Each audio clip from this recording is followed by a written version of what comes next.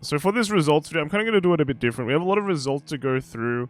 We basically haven't been doing it for the past month, so we're going to go through it a bit quickly. I'm not going to dive too deep into decks, but we're going to talk about like the ban list as well, and how, you know, some of these results can affect it, and answering some of the questions and comments on my last ban list video. So we're going to do it like that. And to be fair, I think a lot of people, like, you look at the list, especially for standard, and I guess sometimes for premium now, and you know what the deck is, or what kind of the outline is, and if you're curious about it, you can always check the deck log, because, you know, luckily enough, Fuzzy always provides the deck log. So first off is the most recent tournament, and that is the Road to Divangasai in Malaysia. This is a teams tournament, and as you can see, this is done in the set 7 format. So this is going to be in the Worlds format. Now, here you can see that Bavsaga, there were like 5 Bavsagas in top 8, so at least over half of the players played Bavsaga, and then we see a good amount of Levy Dress as well, and then, you know, Liel, Artist, all that kind of drops off. But then when you look at the top 4, the main deck that exists everywhere is Bavsaga. So every team in the top 4 ran Bavsaga, which is pretty crazy. It just means that from top 8 to top 4, all the teams with Bavsaga won. A lot of the Levy Dresses did well as well, which is fine. And then, you know, you have the Odiums, the rest. You have the rest, basically. Now, Odium and, I guess, Chronojet, these decks will actually be better in Worlds format, because we do get Philia, but then you have to also remember that in English we don't have a lot of the other like collab decks, so we won't have Black. The PR for that is not there. We also don't have, you know, Love and Berry, which is also a pretty strong deck. We saw Berry perform quite strongly at all of the nationals, and then Love also does pretty well in like these teams tournaments and all that jazz. So without those collab decks, there is definitely a much more smaller variety of decks. And in that case, if you ban more decks, if you ban things like Levidras and Raziel, it's pretty clear what the top decks should be, or what the deck to bring would be. It would be pretty much as Bavsaga. And then if Alita Gleamer doesn't get hit, you would probably bring Alita Gleamer. Now, the biggest thing here is that if you look at the amount of Alita Gleamer players in the, I guess, the JP format or the Asian format, there isn't a lot. There's like 1 compared to English. English just has a lot more Alita Gleamer players. And I guess our tournament format does cater more towards being able to play Alita Gleamer, because you are afforded 1 loss. You can go X1 and still make top cut. Well, in the JP format, you generally can't. I'm not sure how Malaysia was run, but in Japan, for example, if your team goes X1, then you're in the you're in the diversity cut meta, which is always not a good place to be. You're at the whims of what other people are playing, which is kind of jank. So in English, you do have a kind of 1 leeway, and that's really how it should be. If you have the format where if you go X1 and your life is over, or your tournament run is over, or at the whims of like something else, then that's generally like a bad tournament structure, in my opinion. So, and the other thing why Alita Gleamer does, we're going to see a lot of Alita Gleamer hits, well, not hits, but a lot of Alita Gleamer decks pretty soon. So that's just kind of like the Malaysia WGP like Divangasai tournament. We're gonna go back. We have Rouen. So this is France, right? I actually thought like Rouen had more players, but looking back at the amount of players who join Rouen, I think it's for some reason I just thought like France wanted like the biggest stop maybe in the EU side. For premium, they had like 2 Genesis and 2 Grand Blue. And then the first place was just the Crest Harry. Second was just the Fenrir OTK build, the Amaruta with the Amaruta combos. And then third was the Gridora, Mythiarch Gridora. This thing's been popping off crazy. Okay, Mythiarch Gridora is actually insane. And then fourth was just Revengers. So I think like it's pretty clear what some of the top decks are. You have Crest Harry, very popular now, top deck in premium. Mythiarch Gridora as well. This thing is just, yeah, become really strong. Fenrir OTK is like, I think it's a strong deck, but definitely not as popular as the others. But we'll kind of take a look more in the other premium side, because basically what we're looking at is just the Crest meta. When Crest got introduced in the first few times it's legal, I think we just missed Rosemont. I think we might have missed Rosemont, but I think hopefully we watched that one like a while back. We saw the result of that a while back. Standard as well. I think this one's also quite unique in terms of EU. Is just a lot of Shiranui, top 66 Shiranui, which is pretty crazy, and like Levi Dras, Rezile, and then the top cut converted to 4 Shiranuis, and then yeah, I mean 3 Shiranuis in top cut, and then Alita Gleamer. Shiranui is actually pretty interesting in that the deck for this, the construction of the deck, slowly built towards like the 4 defending Roar. I do want to make a video about it. Defending Roar is just this really funny card that I think saw a lot of play in like locals. I remember there's like one guy who always plays 4 defending Roars in locals, and we see that a lot of VG top decks, and then it's kind of converted to a lot of European players playing 4 defending Roars. And I think and I mean, we joke all the times on top decks that defending Roar is like the secret tech, or like it's the way, it's the Dragon Empire way. It's probably one of the best blitz orders in the game, and I think it's pretty. I remember distinctly seeing, I think Anthony, like the top 2, playing a lot of defending Roar, and I think Fori also played defending Roar as like the 4 defending Roar build, and I think that's actually an interesting tech for Standard. It's an interesting innovation.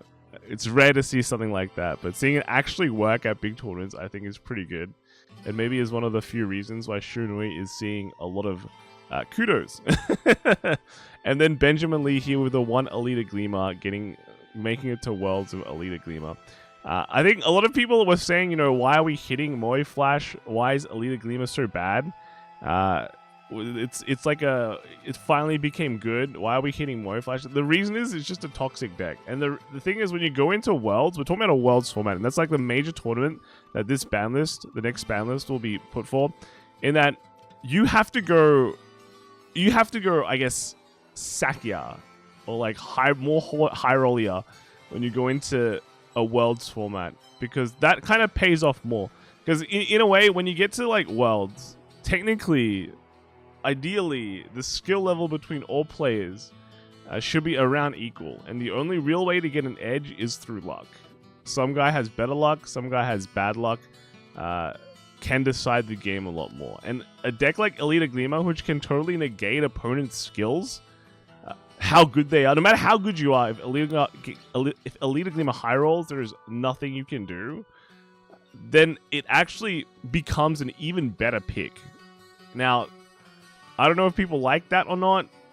If I was a player at Worlds and I had to go, do I luck sack against, am I just praying Alita Gleamer bricks if I'm playing it, or if I'm playing against it, and then if I'm playing it, I hope I draw Moe Flash? I think that's a really, really bad format. It's little like crests in premium. Do I draw crests? Does my opponent draw crests? If they do, I lose. If I draw my crest, I win. I think that's a really bad format. And I mean, sure, you know, there'll be new decks coming out, especially like the biggest deck for then will be Bavsagra. You're praying what? That Bavsagra doesn't go first, and you high roll, and then Bavsagra is praying, oh, I hope he doesn't draw Moe Flash. And Alita Gleamer is like just a very toxic deck at that point with the Moe Flash.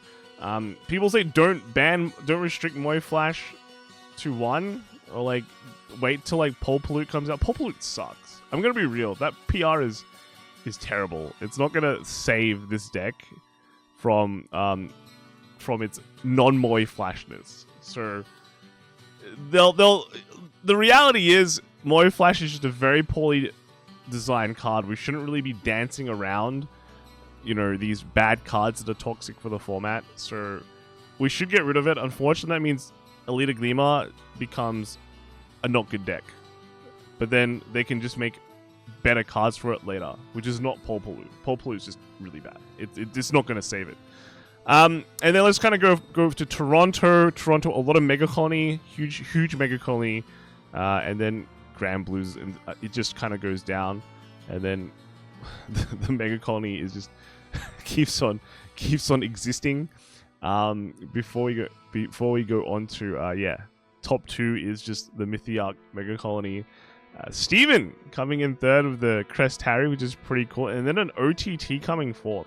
I did see like people say, one comment I saw was, why don't we hit the other guard restricts like Ichipopo Why are we hitting like Mizukage instead?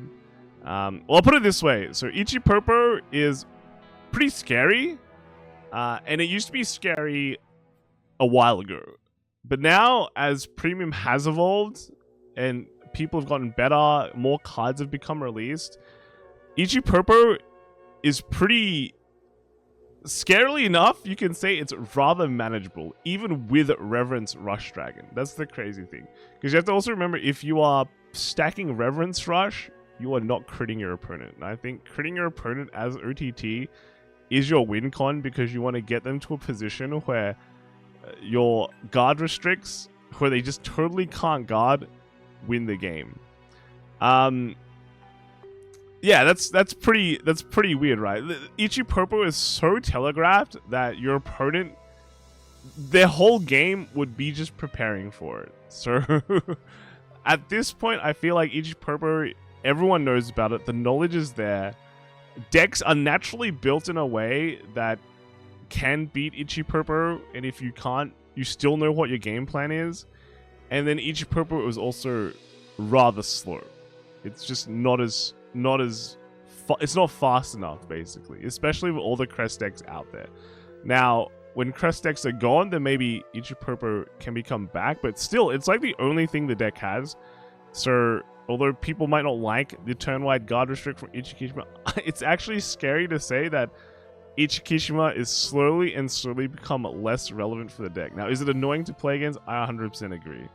But it's funny that the power level for the deck has slowly disappeared, in my opinion. Now, I could be wrong, and that's the beauty of Premium, because everyone's just like, even with each pro being like weaker, we have Ryan Lee coming forth with you know, the Sano build, and then I'm sure there'll be a European that also. I mean, I did see my comments. There are definitely Europeans that are gonna innovate with the deck, and that, again, like, that's the beauty of Premium. You'll have players who are innovating with OTT. You have players who are innovating with beast deities, right? So there could be anything. There could be any. So I'm very interested to see that. But yeah, that's why I'm saying Ichipurpo is not an issue. And then they also mentioned Crystal Luster. A lot of the decks that Crystal Luster is useful, like Royal Paladin, just really isn't doing anything. I do think there's like a degree on how strong guard restricts are. Like Bartholomew is definitely one of the strongest ones with a triple guard restrict. But then when you look at other other battle door like ones, it's like not too much of an issue. So it's kind of dependent on the situation. Most of the unique guard restricts, like Mizukage, are the worst defending ones. Hope on Damp as well is just, DI hasn't been doing anything. Those ones are the worst kind of guard restricts, because they're weird and they're also really, really hard to kind of quantify. But Mizukage is really bad. So that's why Mizukage is on everyone's ban list. Jumping to Toronto Standard, again, a lot of Levy drafts. Like, again, people have been saying ban Levy drafts. Look at this pie graph. Ban Levy drafts, ban Rezael, and I'm sure Top Cut is just actually prison. So we got told. 2 prisons, a Shiranui, and a Banbu, and a prison. So prison making it out of the Levy drafts hell. So congratulations there. And then on to Jakarta. Jakarta had some interesting decks. 5 Mega Colony and Premium, 5 Grand Blue, 3 Pale Moon, all the crests and the anti-crests. And then this is where you see the things like the Nova Grappler. Yeah, pretty nice. And then you have the winner was... Oh, the winner was unfortunate. Brian was G-assisting and failed, so life is bad. But we have some pretty strong players. Anthony as well, making it with the Mythiarch Ghidorah. Mythiarch Ghidorah, again, insane innovation. I think people were saying how stale Premium became, and then Solemn comes out with, what, Top came first with Mythiarch Ghidorah, and you're like, Mythiarch? That's crazy. But yeah, Crest Harry on one side, Mythiarch Ghidorah on the other. Pretty much the format. And like, honestly, like, when people say Ghidorah hits a 1 might be like kill the clan, I actually don't think so. Mythiarch Ghidorah has inspired me that there is still more things there with Mega Colony, that even with 1 Ghidorah, I feel like they can become stronger. And if the overall power level of the format lowers, then yeah, those other other strides that are less good, that are not Ghidorah, grade 4s, might see more play again, because the overall power level becomes lower, so their power level, it reaches their power level, which is low. Lower, let's put it that way, lower. Obsidians might actually be useful now. Even Overwhelm might be okay. GB8, there's always that. So there's a few things. More Malagantis maybe. Maybe the whole plan is just like minus your board, minus their power kind of thing, and then just pop off like that. So maybe it's that. I don't know. We'll see. We'll see. And then for standard as well, Levidrass, Rezal, a lot of that. Elite Gleamer as well. But Elite Gleamer got nerfed technically, right? Didn't they get nerfed? But yeah, there. And then we have like the wait, hang on. Yeah, we have that Avantgarde in top 8, which was really funny to see.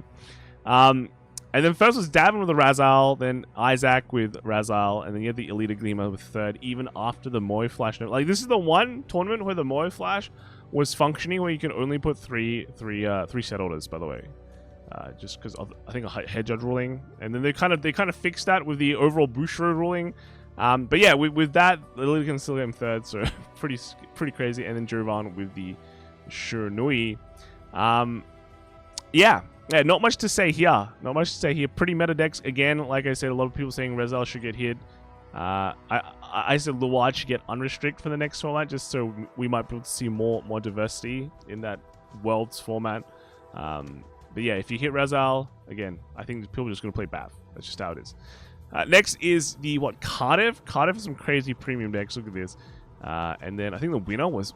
Oh, this is not the winner yet, but we had the Narukami, and the winner was actually like Angel Gize. Like I think when we saw this, because this happened the same time as Sydney, and the results were totally different, which made us go like, what's going on in Cardiff? So Angel Gize came first in a crest meta. Okay, it's in a crest meta. So congrats there. Colin Surrey came second with the actually just Musketeer build, not full on like a classic Katrina build, which was interesting to see. KJ with DI, and then fourth was WBM. What these like? It feels like these are just ID cards. WBM with the Narukami. I think Narukami, like, if again power level goes down, Narukami becomes stronger. Even things like DI can come up and maybe pop its face out in premium again, so could be cool. And even though Katrina gets hit in my ban list, right, like you have, I think Neo Nectar still has a bunch of things that are unexplored. Especially you can go the more standard route. There's also just Musketeers that you can try and play. Again, when the power level of the format goes down, I think there's a lot more viable options rather than just spamming Katrina 4x. Well, usually it's 3x because the game definitely ends on the third Katrina turn. But yeah, there's just more variety for you to do rather than just spam your most powerful stride multiple times and hope you win. Yep. Moving on is Cardiff Standard. Cardiff Standard is very diverse, right? A lot of Levidrass still, but the Shiranuis generally wasn't seeing much play, but wow, there's more Shiranuis now. And then Fori came first with the Shiranui. This one I'm pretty sure is the 4x, the Fencing Raw build, which I think is, again, crazy cool build, and brings back, at least in EU, it's showing how good Shiranui is, right? Chris second with the Blangdemire. You have the Liel Odium as well from Jazz, and John with the Levidrass. So pretty cool. And then also in Tampa, this is Florida, right? Florida with Neo Nectars and Megalyn. Now Neo Nectar hasn't really seen that much play in this current format because of the Ghidorahs, of the Shiranuis, but this is happening in Crest format. Now, like, it's not like Katrina's bad, it's just the other decks are just, like, way better at the moment. Like, Royals here as well, wow, okay. And then final was first place. First place was actually Katrina, so Dravanian came first with Katrina. Crow came second with the Grand Blue. Third was Mythiarch Ghidorah from, they're all KSC. They had a lot of KSCs in top 4, yeah? And then Judge was Regalia. Pretty crazy. Very nice. And then the standard was just 11 Levidrass. Wow. This is the English meta in a nutshell. Levidrass, Raziel, and Moe Flash. right? And I think I remember I read a comment that Moy Flash only has like one top. It has like a lot of tops in English. Yeah, so the trio still stands, and then top 8. Actually, Levidras is the only one. Is that a Kyrie Chris Train? And then what? Is it 4? Yeah, look at this. 4 Levidras.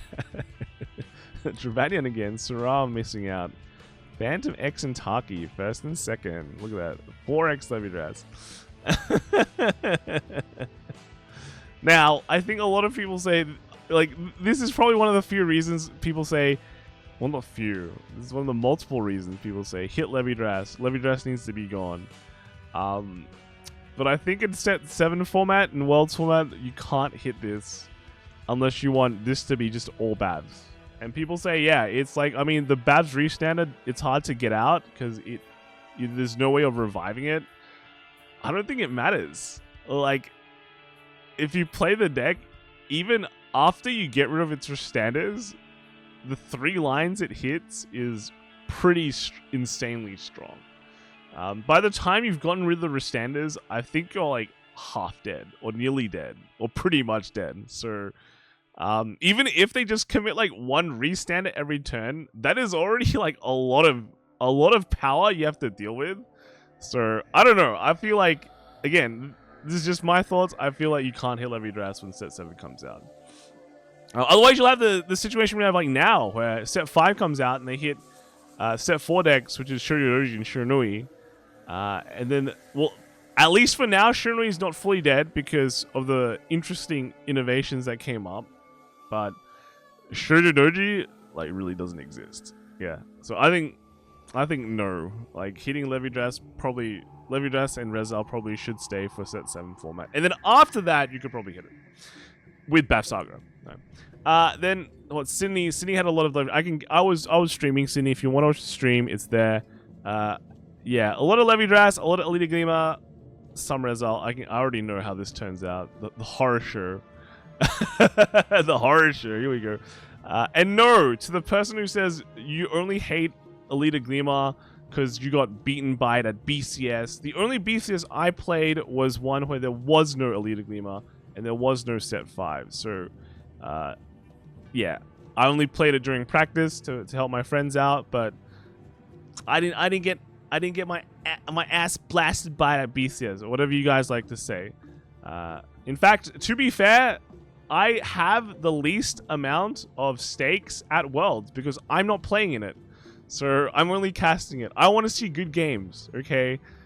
Me and Chris only want to see good games. We don't want to see bad games. So yeah, I have 0 stakes in the format at Worlds because I will not have to deal with Elite Gleamers if it's still in play. I don't have to sit there and go, "Ooh, he draws Moon Flash." You guys, this game is over. The other player's gonna have a lot of fun watching the combo pop off, right? Or just me and Chris talking about, look at those orders coming. Isn't this incredible? So, yeah, again, I have no stakes when it comes to playing at Worlds. Whatever the format is, whatever ban list they implement. If they implement no ban list as well, I'll be like, hey, I don't have to cook up a deck for it, all right? Yeah, so a lot of Elite Gleamer, and then, you know, Patrick came first with the Moy Flash Tot deck, Harold, I think all the way from Canada, right? With Levidras, third, Quackhead, another Elite Gleamer, and then Jesse Tanra with the Liel Odium. And then finally, I think we have just premium, actually with spoilers. A lot of Grand Blues. This happened at the same time as Cardiff. We're going, wow, where's the... Well, remember, when we saw Cardiff, but in Sydney, we're like, where is the... Because Cardiff had the premium first, we're like, where is the crest decks? Well, our one is just... Look at this. It's just 6 crest decks. 4 Grand Blue, all crests, 2 Pale Moon, all Harry crest, and then a Kaga and Genesis. And then, yeah, Kelvin comes first with that. This is actually a really weird Night Rose deck. If you check it out, it has 3 PGs. It is 3 PGs, so hey, I'm not the one who built it. This guy never tests, so he's just cooking something in his brain. And then Voln came second with his Harry Crest. Voln has a lot of tops in Shadowverse, which is pretty funny. When we looked at his tops, like Shadowverse. So actually coming second in premium for Vanguard is pretty cool. And then third was Mark. I remember he kind of he came third. He was building this stupid well, it was innovating on Choroshka's Genesis Fenrir build, and then he went, oh, look at this, let's put in an infinite combo, infinite power, let's go. And then fourth was our friend James Chong with another Crest Harry. This is a more normal Crest Harry compared to Kelvin's messed up one. Yeah, that is all the lists. I hopefully I did answer some of the ban list questions, especially for standard and probably premium, right? Yeah, Crest, so dominant, so strong, much strong. Hopefully they hit it, but again, if they don't, I'm not playing. So it's up to you guys. I think there was a lot of good comments as well, like maybe or good suggestions. I think essentially they all hit the same thing. If you hit it with a history collection stride, if you hit it with a grade 3, the stride bearer grade, I think they all kind of do the same thing, all similar things. It's just really up to you. Like I gave options on what to hit. And then there was some, like, I think Fenrir, people wanted some Fenrir gone. I think it's okay. I think it's like much harder to hit Fenrir maybe simply because there's been way less results for it. While there's a lot of results for Crests, a lot of results for Eudora, and then we have a lot of previous results for Katrina. Right? You have to remember back before the Crests came out, Katrina had a lot of tops. Shunui had a decent amount of tops too. So it's the same with Grand Blue, while the Fenrir side maybe not as much. So yeah, it's a lot to go down. I think we're in a situation. We're only in the situation right now that we need so many bans, is because we haven't had strong bans or decent bans for a very, very long time. We had a big 6 ban back then, and then after that, very little, which is why we're in the situation where we need a lot more fixes to the format. And that's really just how it should be. It's premium. It's the extended format. It's the big format. It has so many cards. I don't really think the game designers design a lot of standard cards with premium in mind. That's just my thought. And that's fine, because there's a lot of interactions that takes too long for them to test. So that's what the ban list is for. And we shouldn't be dancing around these toxic ban lists. I mean toxic cards. Just get rid of them, move them out of the format, and move on with the day, right? So that's it. That's all my thoughts on the results and the ban list. A bit of a yapping session, but it is what it is, right? So let me know what you guys think, and I'll see you all next time, probably on VG Top Decks. All right, bye.